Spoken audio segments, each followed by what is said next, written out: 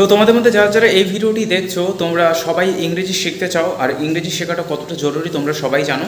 তো আমি তোমাদের সবাইকে বলে রাখছি যে আমার ইংরেজি শেখার জন্য এর আগেও আমি বেশ কিছু ভিডিও বানিয়েছিলাম, সেখানে এই যে টেন্সগুলি আছে না, সেখানে একটি একটি করে আলোচনা করেছিলাম। সেটা শুধু প্র্যাকটিসের জন্য, সেটা তোমরা দেখলে প্র্যাকটিস করতে পারবে, কিন্তু সম্পূর্ণ ধারণাটা তোমাদের একসাথে ক্লিয়ার হবে না। কিন্তু আজকের তোমরা এই যে ভিডিওটি দেখছো, সেখানে আমি টেন্সের যে পুরো চ্যাপ্টারগুলি আছে সেগুলিকে আমি 5-6টি ভিডিওর মাধ্যমে কমপ্লিট করব।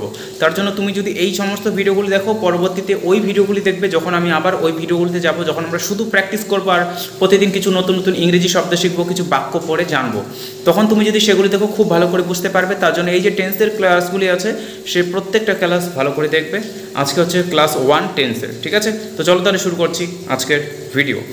বইয়ের মধ্যে সবাই দেখতে পাচ্ছ এখানে কি লেখা আছে দেখো। টেন্স শেখার জন্য বেশ কিছু জিনিস আমাদের প্রথমে জানতে হয়। কি কি জানতে হয় দেখো, পার্সন মানে পুরুষ কি, তারপর আছে আবার প্রিন্সিপাল ভার্ব, এই যে প্রিন্সিপাল ভার্ব কি, ঠিক আছে? ভার্ব কি মানে ভার্ব মানে কোনো কাজ করে। তারপর অবজেক্ট, যেটা কোনো বস্তু একটা অবজেক্ট থাকে না, যেটা প্রথমে বসবে, যেটা প্রথমে বসে সেটাকে বলে সাবজেক্ট, আর যেটা শেষে বসে সেটাকে বলে অবজেক্ট, ঠিক আছে? কমপ্লিমেন্টটাও প্রায় সেমই জিনিস, তার কাছাকাছি। তারপর আছে অ্যাডভার্বিয়াল, মানে কোনো কাজকে যখন বিশেষভাবে বলা হয়। তারপর আছে WH ওয়ার্ডস, এই সমস্ত কিছু সব থেকে জরুরি, মানে এগুলি জরুরি, তার সাথে আরও বেশ কিছু জিনিস আছে যেগুলি জরুরি, ঠিক আছে? তো এবারে চলো আমি তোমাদের আরও বেশ কিছু জিনিসের কথা বলছি যেগুলি তোমাদের জানা উচিত। তাহলে এই যে পার্সন মানে পুরুষ, ঠিক আছে? এই পুরুষ কয় প্রকার সেটা আমরা জানবো প্রথমে, সেটা তোমাদের জানতেই হবে, কেননা আমি যখন বলবো যে first person, second person, third person, তোমাদের হয়তো তখন প্রবলেম হতে পারে। তার জন্য দেখো তাহলে এই পুরুষ কথাটি কি। এই যে পার্সন মানে হচ্ছে কি পুরুষ। এই পুরুষকে 3টি ভাগে ভাগ করা যায়। কি কি? এই যে দেখো ইংরেজিতে পার্সনকে 3টি ভাগে ভাগ করা যায়। কি কি? একটা হচ্ছে ফার্স্ট পার্সন উত্তম পুরুষ, আরেকটা হচ্ছে সেকেন্ড পার্সন মধ্যম পুরুষ, আরেকটা হচ্ছে কি থার্ড পার্সন মানে কি প্রথম পুরুষ। তাহলে এই 3টি পুরুষের আমাদের দরকার কি? তাহলে এখন এই যে ফার্স্ট পার্সন কোনগুলিকে বলা হয় দেখো, এখানে কি আছে এই যে নিচে দেখছো। ফার্স্ট পার্সন মানে হচ্ছে যখন আমরা কোনো কথা বলি যখন আমি নিজের কথা বলি, তখন আই মানে আমি। তাহলে যখন আমরা নিজের কথা বলবো সেগুলিকে বলা হবে ফার্স্ট পার্সন। এই যে দেখো মি মানে আমাকে, সেটাও হচ্ছে ফার্স্ট পার্সন। যখন আমি শুধু আমার কথা বলবো তখন সেটা কি হবে? First person. মাই মানে আমার, ঠিক আছে? উই মানে আমরা, সেখানেও আমি আছি, যেখানেই আমি থাকবো। আমি থাকা মানে আমরা যখনই নিজের কথাকে টেনে নিয়ে আসবো, আমরা যখন নিজের কথা বলতে চাইবো তখন সেটা হয়ে যাবে কি ফার্স্ট পার্সন, ঠিক আছে? তারপরে এই যে সেকেন্ড পার্সন আছে, কি আছে এবার? Second person. তাহলে এই সেকেন্ড পার্সন জিনিসটা কি সেটা আমরা এবার দেখবো। দেখো কি আছে, এই যে তোমরা উপরে দেখতে পাচ্ছ কি সেকেন্ড পার্সন। তাহলে সেকেন্ড পার্সন, এই সেকেন্ড পার্সন জিনিসটা কি? যখন কোনো বাক্যে কি আসবে, যেমন তুমি, যখন আমি তোমার কথা বলবো, যখন আমরা নিজের কথা বাদ দিয়ে সামনের জনের কথা বলবো, তুমি, তোমরা, তুই, তোমার, এই সমস্ত কথা যখন আমরা বলবো, তার মানে তোমার হচ্ছে কি সেকেন্ড পার্সন। তারপরে আবার আরেকটা কি আছে যে থার্ড পার্সন, যেটাকে বলা হয় কি প্রথম পুরুষ। তাহলে এই থার্ড পার্সন জিনিসটা আবার কি? নিচে তোমরা সবাই দেখতে পাচ্ছ এই যে থার্ড পার্সন মানে কি?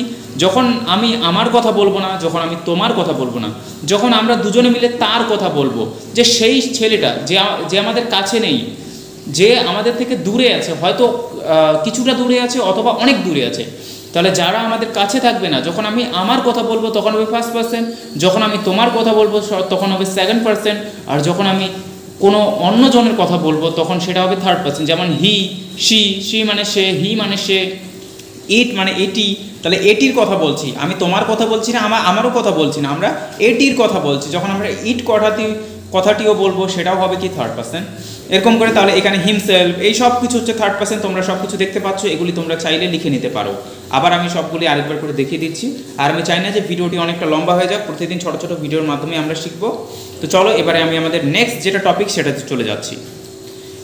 তো তোমরা এখানে তাহলে দেখতে কি পেলে যে একটা হচ্ছে পার্সন কয় প্রকার? 3 প্রকার, সেটা আমরা সবাই দেখলাম। তারপরে কি আছে দেখো, প্রিন্সিপাল ভার্ব, অ্যাক্সিলারি ভার্ব। এই ভার্ব মানে কোনো কাজ করা। এই প্রিন্সিপাল ভার্ব আর অ্যাক্সিলারি ভার্ব জিনিসটা কি সেটা আমরা এক ঝলক শুধু দেখবো, ঠিক আছে? আর আমাদের টেন্স করার জন্য এগুলি খুবই দরকারি। দেখো তাহলে কি আছে, ভার্ব মানে কোনো কাজ। এই যে ভার্বকে 2টি ভাগে ভাগ করা যায়। কি আছে, টেন্স শেখার আগে ইংরেজি ভার্ব সম্বন্ধে কয়েকটি গুরুত্বপূর্ণ কথা জেনে রাখা দরকার। কি? যেমন একটা হচ্ছে প্রিন্সিপাল ভার্ব মানে মূল ক্রিয়া, মূল কাজ, আর আরেকটা হচ্ছে অ্যাক্সিলারি ভার্ব যার মানে হচ্ছে সাহায্যকারী ক্রিয়া, ঠিক আছে?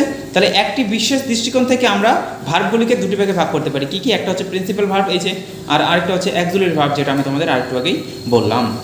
তো তাহলে এবারে দেখো এই যে প্রিন্সিপাল ভার্ব আর যেটা অ্যাক্সিলারি ভার্ব আছে সেই জিনিসটাকে সেটা আমরা একটু দেখে নিই, একটা ঝলক শুধু, ঠিক আছে? দেখো এখানে তোমরা 2টি বাক্য দেখতে পাচ্ছ। হি ইজ ইল, সে হয় অসুস্থ, সে হয় অসুস্থ। এখানে ইজ মানে কি হয়েছে, হয়, তো সে হয় অসুস্থ। কিন্তু তোমরা এখানে আরেকটা বাক্য দেখতে পাচ্ছ যেখানে আছে কি হি ইজ রিডিং, সে পড়ছে। এখানে এই যে ইজ মানে যে হয় সেটা কোথায় গেল, সেটা থাকলোই না। তাহলে যখন এই ইজ কথাটার মানেটা বসে, যেমন সে হি ইজ ইল, সে হয় অসুস্থ, ইজ কথার মানে বসেছে, তাহলে এটা হচ্ছে কি প্রিন্সিপাল ভার্ব। আবার এখানে কি আছে, হি ইজ রিডিং, সে পড়ছে, তাহলে ইজ কথার যে মানে সেটা বসেইনি। তার মানে এখানে এই ইজ যে কথাটা আছে সেটাই হচ্ছে কি একটা অ্যাক্সিলারি ভার্ব। ঠিক আছে, বুঝতে পারলে? তাহলে প্রিন্সিপাল ভার্ব আর অ্যাক্সিলারি ভার্ব কি, প্রিন্সিপাল মানে যেটা নিজে বসে, আর অ্যাক্সিলারি মানে কি যেটা নিজে বসে না কিন্তু অপরকে সাহায্য করে। আর তোমরা যদি প্রিন্সিপাল ভার্ব আর অ্যাক্সিলারি ভার্ব কাকে বলে সেটা জানতে চাও, তোমরা এখানে সেটা দেখতেই পাচ্ছ। তোমরা সম্পূর্ণটা একটু ভালো করে দেখে নাও। তো তারপর আমরা যেটা 3 নম্বর বিষয় দেখেছিলাম সেটা কি আছে, প্রিন্সিপাল ভার্ব আর অ্যাক্সিলারি ভার্ব, সেটা কি সেটাও আমরা জানলাম। এবারে কি আছে অবজেক্ট আর কমপ্লিমেন্ট, এই জিনিসটা কি আমরা একবার দেখে নিই সেটাকেও। চলো এখানে দেখো নিচে কি আছে, অবজেক্ট কমপ্লিমেন্ট। সাধারণভাবে সেন্টেন্স এর মূল ভার্বকে কি ও কাকে দিয়ে প্রশ্ন করলে যে ওয়ার্ড বা গ্রুপ অফ ওয়ার্ড উত্তর দেয় তাকে অবজেক্ট বলে। যদি এরকম উত্তর পাওয়া না যায় তবে সেটা কমপ্লিমেন্ট হবে। যেমন কি এখানে বললো যে সাধারণভাবে সেন্টেন্সের মূল যেটা ভার্ব, যেমন এখানে সেন্টেন্সের মূল ভার্ব কি ইটস, ইটস মানে হচ্ছে খাওয়া, খাওয়া একটা কাজ, ঠিক আছে। তাহলে এখানে এটা মূল ভার্ব, সেটাকে যদি আমরা কি অথবা কাকে দিয়ে প্রশ্ন করি তাহলে কি উত্তর পাই দেখি, হি ইটস রাইস, সে ভাত খায়, সে ভাত খায়, তাহলে সে খায়। তাহলে এই যে যেটা ভার্ব সেটাকে যদি আমরা কি দিয়ে প্রশ্ন করি তাহলে কি হবে, কি খায়, এটাকে আমরা কি দিয়ে প্রশ্ন করব, কি খায়, ইট মানে খাওয়া, তাহলে কি দিয়ে প্রশ্ন করলে কি হবে, কি খায়, উত্তর কি আসবে, ভাত, ভাত খায়। তার মানে সেটা আমরা উত্তর পাচ্ছি, তাহলে সেটা হবে কি রাইস হচ্ছে একটা অবজেক্ট, কেননা এটাকে আমরা কি দিয়ে প্রশ্ন করে কিছু একটা উত্তর পেলাম যে সে ভাত খায়, সেটা আমরা উত্তর পেলাম। কিন্তু এবার নিচে আরেকটা বাক্য দেখতে পাচ্ছ, সি ড্রিঙ্কস স্লোলি, এই যে সি ড্রিঙ্কস স্লোলি, সে ধীরে ধীরে জল পান করে।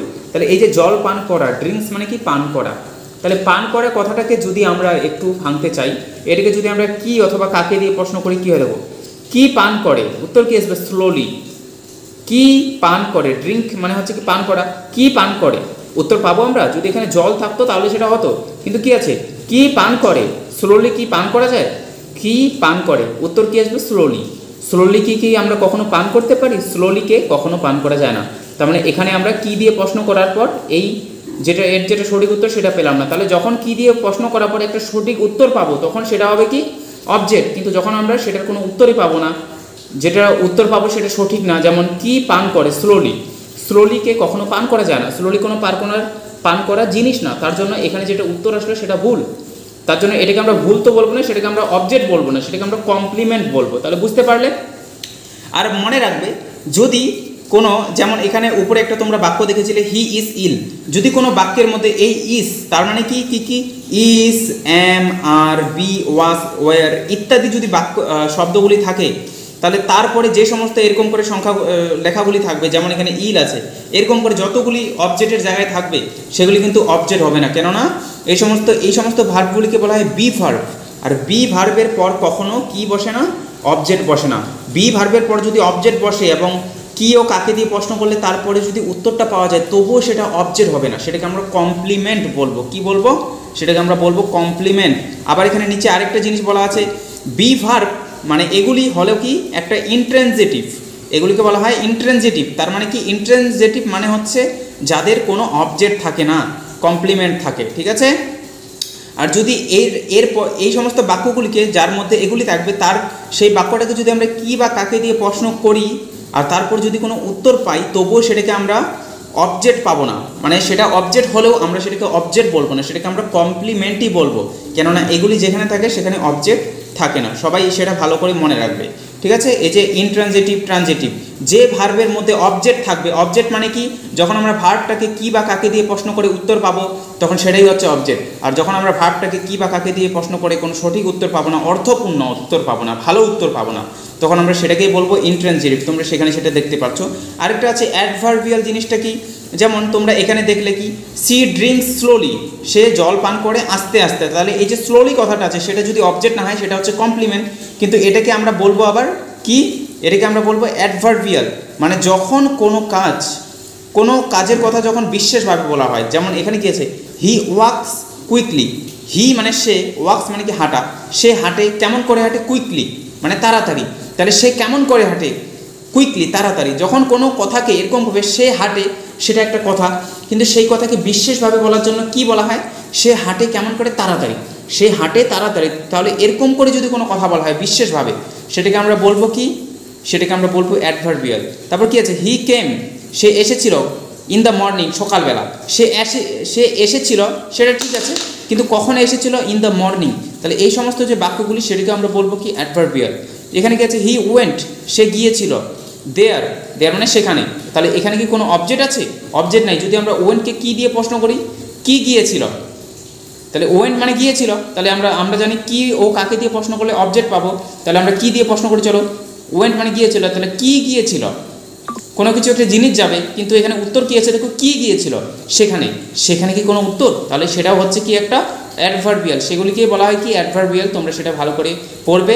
এবার আছে WH word. WH word mainly আছে কয়টি, WH ওয়ার্ড আছে প্রায় এখানে 9টি আছে। তোমরা সেটাকে ভালো ভালো ভালো করে একদম মুখস্থ করবে।